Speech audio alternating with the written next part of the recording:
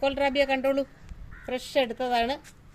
നമ്മൾ ഇന്നിപ്പം ഒരെണ്ണം കൂടി ഇപ്പോൾ എടുക്കുക. 2 പേര് ഇപ്പോൾ പിടിച്ചിരിപ്പുണ്ട്. അപ്പോൾ നമ്മൾ 2 പേരെ എടുക്കാൻ പോവുകയാണ്.